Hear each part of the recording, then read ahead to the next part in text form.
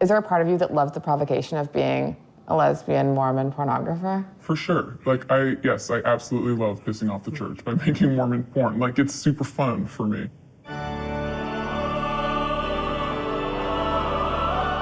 If you don't grow up Mormon, you don't realize that there's all these sexy things about it.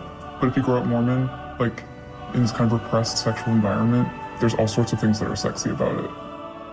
You may not realize, the fact that I'm about to show you the screen thing is, it's very secret. When you get your temple clothes from the temple, you don't show them to anybody, least of all non-Mormons. I'm being very blasphemous right now. You are. Any Mormon who sees this is going to die. And action.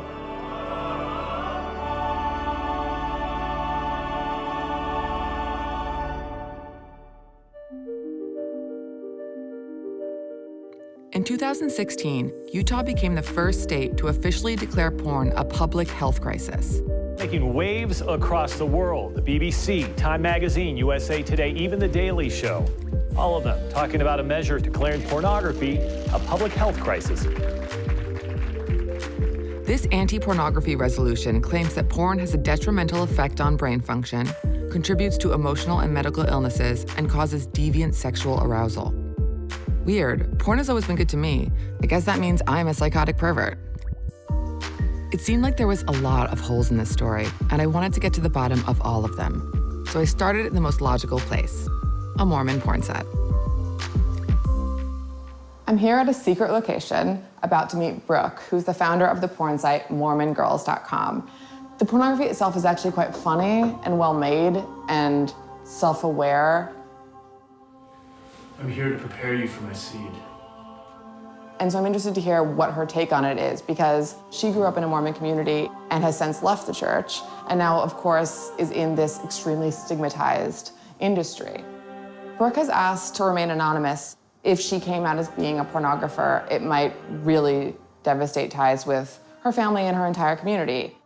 So you grew up in Utah in a very religious family. Yeah, in a big Mormon family. So, what that means is, especially for someone like me who's gay, sexual, looking at porn, masturbating, all of those things were off limits, right? I also felt extra freaky because lesbianism doesn't actually exist in the Mormon consciousness. Were you feeling shame because of that, or did you somehow have a more liberated attitude? Yeah, I felt a lot of shame. I was very secretive about it. And porn kind of helped. It helped me explore my sexuality and figure out what I am, Right, it tells you what's on the menu, kind of. Yeah. Are a lot of the themes that you explore in your porn based on actual experiences that you had in the Mormon church growing up? I definitely use my upbringing as inspiration for different scenes on the site. For example, with President Oaks. You promise to honor and obey me? He's the general stand-in for a Mormon bishop. One of the things he does is he conducts 2 interviews each year with every member of his congregation. And they start young, at 12 years old. So every 12-year-old girl is alone in a room with this older guy, and he's asking her questions about her sexual behaviors, her thoughts, her desires. Have you ever thought about having sex with your brother? No. I've heard that President Oaks can be a real pervert, and I was nervous about being alone with him. I went through those interviews with my bishop. That's definitely inspiration for scenes. Also, I went through the Mormon temple. I wore that secret underwear. I went through the rituals where female temple workers doing rituals on my body where they slip their hands underneath my clothes and caress different parts of my body. That all works its way into the porn. This is where I keep all the Mormon gear. So this is your temple outfit. When you come of age, you stop wearing normal people underwear and you start wearing these special Mormon underwear. They call them garments. You wear them every day. So they're supposed to be against your skin for your protection. Protection against what? Evil forces in the world. So you have your underwear, you have your dress, and then you're going to participate in some Mormon rituals. So there's this, which is a fig leaf apron. It's meant to represent the fig leaf from the Garden of Eden. So this is your modesty.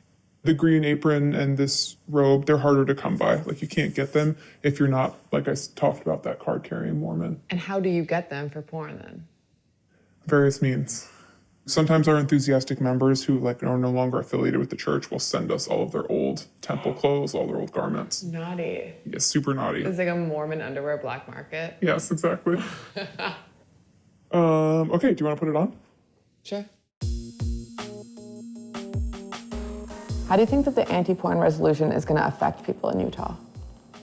I don't know. I mean, it certainly doesn't help people feel less shame around their sexuality, right? They're like just continuing down the path of like their super anti-sex worldview. There is like a fitting irony. I mean, Mormons, because of polygamy, are some of the most famous like sexual outlaws in American history. It's funny that you put this on people before they're about to film a porn scene. We like to give the authentic experience, right? Because for viewers who are Mormon, they're like, holy shit, they're actually doing the whole thing. You're Mormon! I've always wanted to be, finally.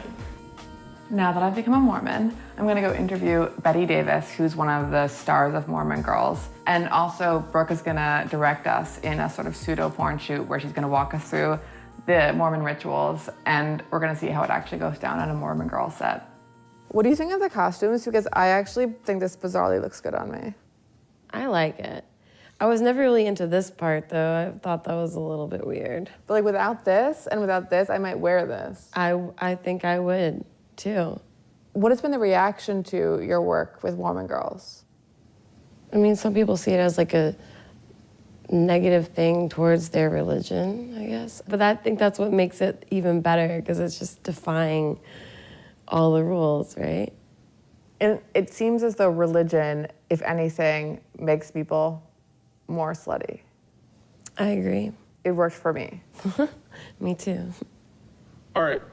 So, Carly, in this scene, you're going to be a virginal bride, and it's Betty's job to inspect you to make sure you're worthy for your husband.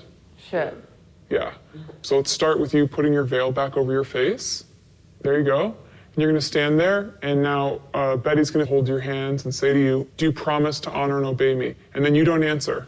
And then she's going to say to you, bow your head and say yes. Do you promise to honor and obey me? Bow your head and say yes. Say yes. Yes. All right, now before you go any further, you're going to come up to her very close and say, are you a virgin? And Carly, you're going to say, yes. Okay, and action. Are you a virgin? Yes. Are you sure? All right, cut. So what I actually want from you, Carly, is like a little bit more, you're like, yes, I am. Like, Okay. You know what I mean? Like, you're not Maybe being make you coy. believe You're not being it. coy here. You're Yeah, like, yeah, yeah. you want her to believe that you didn't accidentally let your high school boyfriend slip a finger in. Okay. Are you a virgin? Yes. Are you sure? Yes. I'll be able to tell. I am. Is this allowed? Yeah.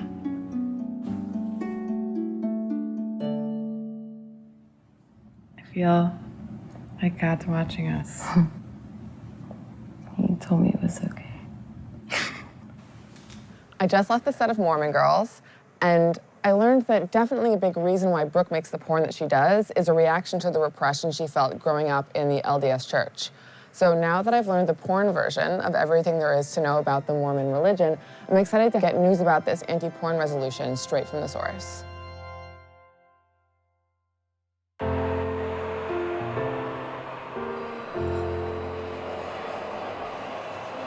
While it is obviously possible to have a negative relationship to porn, the psychiatric community has repeatedly said there is no evidence that people can actually be addicted to pornography. Do you think that there should be limitations put on pornography and like who can watch it and where it can be viewed online? I think pornography should be outlawed. I think that pornography is a cancer to society. Everyone should stay away from it to keep relationships pure. A lot of the porn stars are sex slaves, really. A lot of them are refugees and stuff that have been forced into it.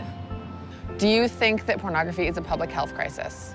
I definitely think that something needs to be done to either stop it or just ban it altogether. There is truth that's established by God, and it doesn't matter what I think. And if he says this isn't appropriate, I really don't think anyone should participate in that. Do you think that pornography is a public health crisis? No, definitely not. Most of the people that live around here don't agree with you. True, that's very true. I'm here in the state capitol building in Utah, about to interview the senator. We're gonna get the rundown on this symbolic ban on pornography.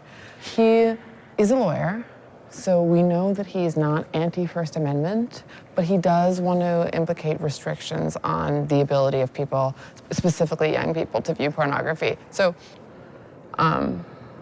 yeah, is that him? No, right? That's just someone in a suit looking Mormon. No, that is him. Is that him? Yep. That's him. And he's not just a senator. This anti-porn resolution has turned Weiler into a full-fledged celeb.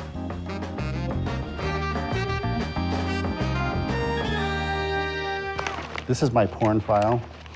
And there's no porn in here, but it's all of my articles. And what I found was when this story went viral, was people started sending me stuff. They're like, oh, you gotta read this book, or you gotta read this article. And so I just, you might be interested in this. Time magazine came out with this issue, and I'm quoted in this article.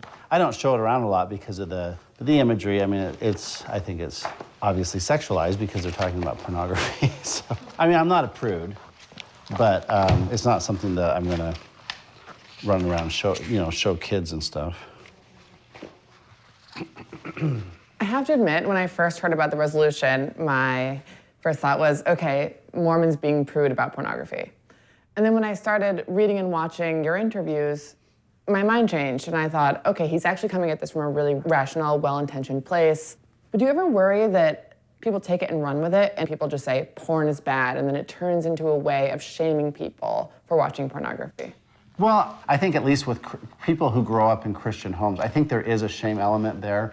And I think that those people are much more likely to get addicted to alcohol or drugs as well as pornography because of that shame element. So I'm still trying to understand and learn about all these things, but clearly we need to talk about self-respect, self-esteem, self-image, and just respect for your own body and other people's bodies. So how do you define something as being a public health crisis? Is it based on anecdotal experiences, or? Well, we've declared opioid overdose as a public health crisis. We've declared teen suicide as a public health crisis. So what I wanted to do is run a resolution, and a resolution's not a law. We didn't create a law. It's more of a statement of intent to bring attention to this issue. And my objective continues to be to try to protect children from pornography. And so I think a lot of kids, they'll start looking at pornography out of curiosity, and they have no idea that this could have a hook on them,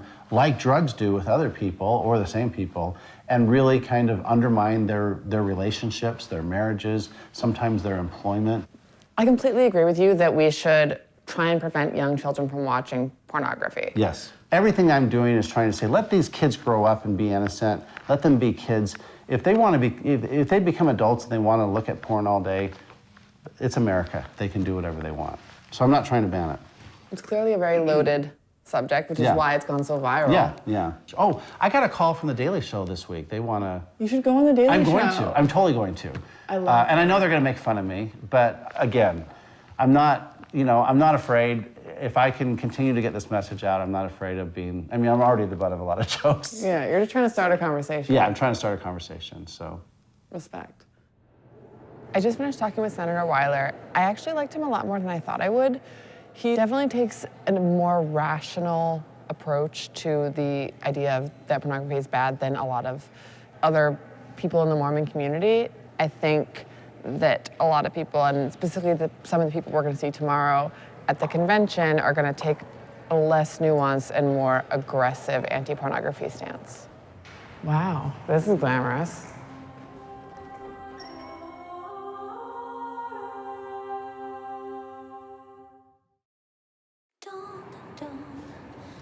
Finally, we've made it to Utah's Coalition Against Pornography, full of roughly 3,000 white people who claim not to masturbate. It's an all-day event ranging from speakers like psychologists who preach that watching porn just once will destroy your life to recovering porn addicts giving confessionals. I'm praying that no one's Googled me, and we're gonna talk to people about what they think about this anti-porn resolution. We're assuming that they're psyched about it, but let's see what's up. In this talk, I would like to talk about the essential reason pornography is wrong. Now, no one talk can cover all of the different facets, all of the things that need to be said, and I'm not going to attempt that. Instead, I'd like to focus on this one issue. Is pornography intrinsically bad, or is it just bad because of the consequences that result from it? And I'm going to be arguing for the former. Sexual desire is good, sex is good, and the body is good. The naked body is good. If it weren't, you couldn't degrade it. What are some reasons people give for thinking that pornography is wrong? It alters the way that you see, life, the way you see women, the way you view sex in general, and it just prevents you from seeing things as they really are.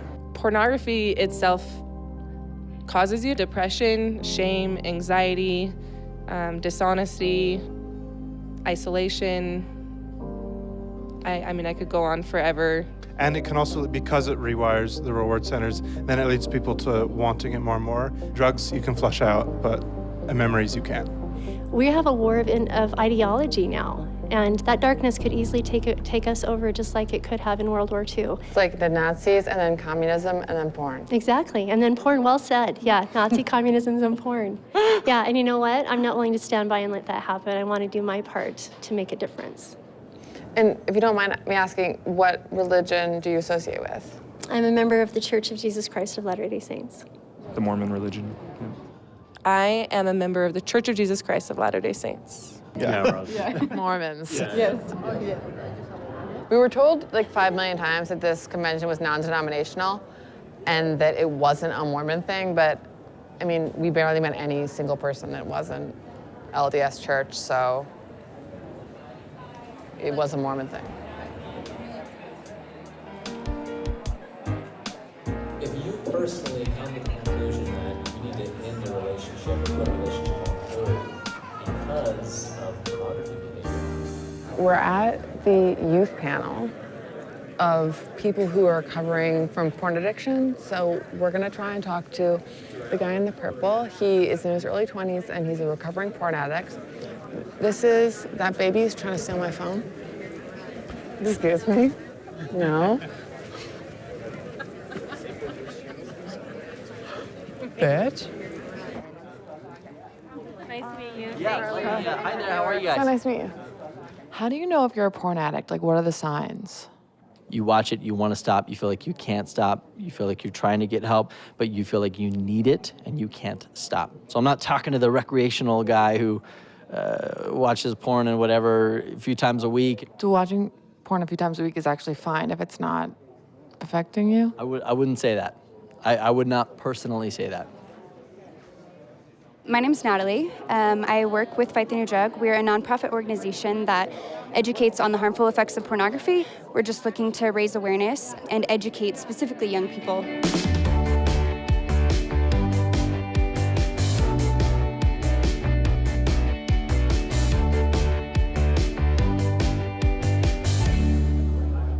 Why are you so passionate about teaching people about the dangers of pornography? Did you have a negative experience with porn yourself? That's a great question. So personally, I never struggled with pornography, but as a heterosexual female in my relationships, I did date a lot of people who struggled with it, and it certainly impacted, the ways that they thought about me, the things that they expected of me because of what they had seen in pornography.